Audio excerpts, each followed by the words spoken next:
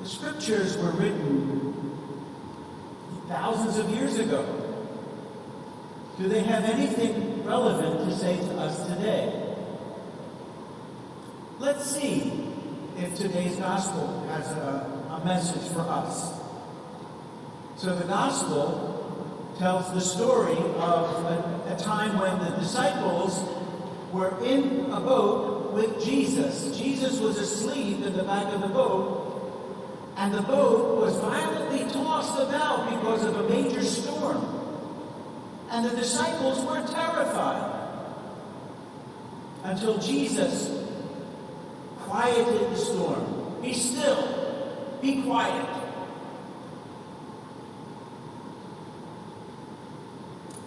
So, the gospel speaks about storms and how the disciples were afraid. Today, we hear about on the weather reports so many stories about weather storms are becoming much more numerous, powerful, and destructive. However, the metaphorical storms in our lives, in our nation, in our world, seem to be much more numerous, powerful, and destructive. And I think these metaphorical storms might even be more terrifying. For me, the political storm in our nation today is really scary. In my lifetime, I've seen that we've had many strong differences across the political spectrum. But it always seemed that we had a more or less civil way of dealing with those differences. Sadly, civility seems to be in very short supply these days. The functioning of our democracy is in question. The fact is, even more upsetting to me than the violent weather storms than we have been experiencing. Where is the Lord in this? In the gospel today, Jesus was asleep in the stern of the boat when the storm raged about them. The disciples woke Jesus up and said, "Teacher, do you not care that we are perishing?" Maybe like me, you have also been crying out in prayer, "Lord, wake up, help us. We are afraid of what is happening all around us." After he quieted the storm, Jesus said to his disciples, "Why are you terrified? Do you not have faith?" Do you suppose the Lord might be saying the same thing to us today in the midst of the storms that we are facing? Maybe it's not the Lord who has to wake up. Maybe we are the ones that have to wake up. The Lord wants to wake up faith within us. But what kind of faith? Faith is not meant to be simply an intellectual exercise. I believe this, I don't believe that. No. If that were sufficient, all we would have to do would be to recite the creed, and everything would be fine. But that's not the kind of faith that we have to deal with these storms. In 1983, around 10 o'clock at night, I was driving west on Sugartown Road in Berwyn area, and it was black ice. I didn't realize it was black ice. And I started to lose control of the car. Well, I wanted it to go straight, and the car seemed to be moving to its side, continuing to go this way. And it was heading toward one of those stone bridges on Sugartown Road. I'm going to tell you, I didn't say I believe in God the Father Almighty. I said, "Lord have mercy, Lord have mercy, Lord have mercy." person. I was crying out to the Lord. Faith in the Lord.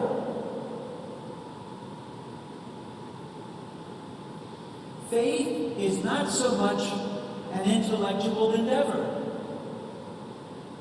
It is a bond that emphatically connects us to another. Our faith is in a person. But an equally important question is, in whom do we put our faith, our trust? It would be tragic if we put our faith in the wrong person. I think many have done that in the past. Many nations have been terribly harmed because they put their faith in a political figure. That is very dangerous. Just ask the Germans of the 1930s.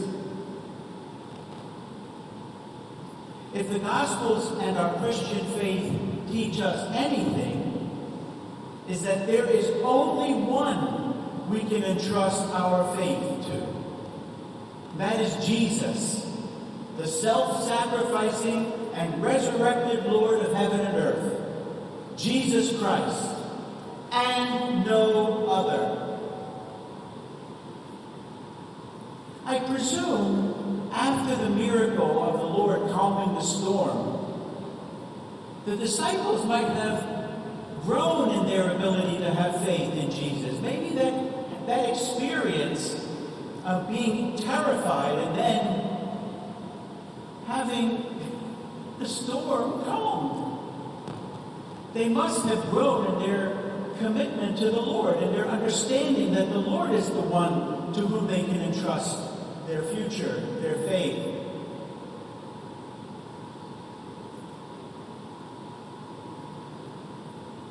Have you ever had some kind of experience in which your faith grew because of that experience, that faith experience? Have you ever had? I think you should try to think of those experiences in your lives. Let's not forget them. I think the Lord gives them, those experiences, to us to help remind us of what it means to trust in the Lord. Now, I can share something with you. I probably have shared it at least once in the past, but I think it's worth sharing again. I hope you don't mind. So, we founded the Bethesda Project in 1979, and we were in a rented facility, the 3 stories above the Ugly Bug Tavern at 12th and Sansom Streets. But we knew we couldn't stay there. So, they found a house on Spruce Street near 11th. And in those days, Spruce Street around there was a little bit more seedy than it is today. But it was a nice townhouse. It was built in 1832. And we knew that it would be a nice house for the women that we would house there. And we wanted to buy the house, but the house was for sale at that time, in 1982, for $160,000. Plus, it needed quite a bit of renovation. So, I and the other members of the prayer group, we said, well, let's see. We don't have the money to buy the house. So we're going to ask the Lord for a sign, 2 signs in fact, on whether or not we should attempt to buy this house. And the first sign was that we would raise $100,000 in 6 weeks. So by June 20th of 1982, that if we could raise $100,000, that would be one of the signs that we would need.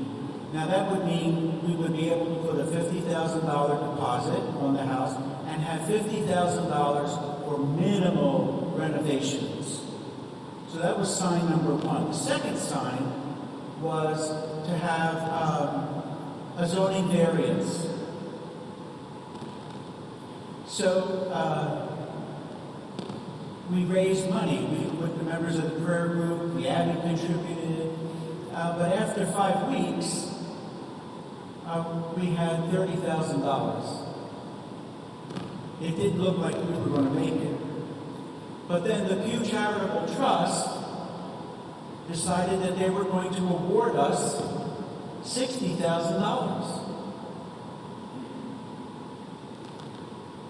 $60,000 and $30,000, that's $90,000. It's not $100,000, but we're getting close. On the day before June 20th, we were minus $1,200, something like that. And some people said, well, that's close enough. And I said, no, not really, because we asked a sign. A sign was, we needed $100,000. We knew we were going to need a lot more than that. But on June 20th, we had $100,416.57. Sign number one. But the second sign was more difficult. That was to get a zoning variance in the midst of a very hostile neighborhood organization. The neighborhood organization was just vehement that they didn't want us to be there. Now, we were trying to explain to them, look, we're not putting in a shelter, we're putting in a home with people who will supervise these women. Each woman will have her own resident, her own room. And I said, if you would just listen, we will not listen. They were just vehemently opposed. So we presented our case. Some of you might remember Phyllis Martin. Phyllis Martin and I went before the zoning board and just presented our case very simply. The zoning board agreed to give us a zoning variance, but that wasn't the end of the story, because the neighborhood organization decided to appeal the decision. The problem with appealing the decision, it means it would take probably a year to go through the courts, and we didn't have the kind of money that could hold on to commit to the property and hold on to it. We didn't have that kind of resource. So it looked like we were going to lose everything simply because they appealed the decision. I went into the Blessed Sacrament Chapel here and literally threw my arms around the tabernacle and cried out to the Lord, Lord, how could you get us so close? And we would lose everything simply because they appealed the decision. We got the money, we got the zoning variance, but because they appealed, we're going to lose everything? So then there was a Bible in the chapel, and I opened it randomly, and my eyes fell to Psalm 124, which reads, in part, if the Lord had not been on our side, let Israel repeat it, if the Lord had not been on our side, when men rose up against us, then would they have buried us in their flaming fury. But blessed be God who did not let us fall prey to their teeth, but let us escape like a bird from the fowler's snare. It seemed to me that the Lord was saying, I've got this covered. You can proceed. I shared my thoughts with the other leaders of the prayer group. They agreed with me. And we took a big risk. We decided to sign for the house, to buy the house, commit all the money, knowing that we might lose everything. So for the next week and a half or so, I was hyperventilating. But then the lawyer who was helping us pro bono, God bless him, Carl Zucker, he called and said, very matter-of-factly, he said, whenever the zoning board decision is appealed, each side has to present the transcript of their testimony. We presented the transcript of our testimony to the court. And then he said, But in a very strange development, the stenographer for the zoning board of Philadelphia lost the transcript for the opposition, and they decided to drop the appeal. Blessed be God who did not let us fall prey to their teeth, but let us escape like a bird from the fowler's snare. So that particular experience reminds me that God, who is on our side, who is always with us, and maybe we think he's sleeping in the boat, he is with us, close to us. We might have to wake him up, or in other words, allow him to wake us up, so that we might proceed into the world in which we live, which has so many storms. We need to just be awakened to the presence of God, the presence of Christ, and proceed to do what we need to do to make of this world a better place, to not allow the evil in the world to overcome it, that we might have the kind of faith that we need to confront every difficulty, every storm.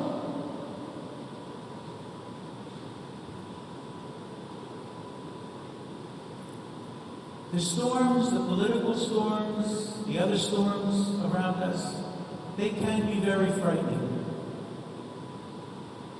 That we can call on the name of the Lord, and he will come if we have faith, if we trust in him and in no one else.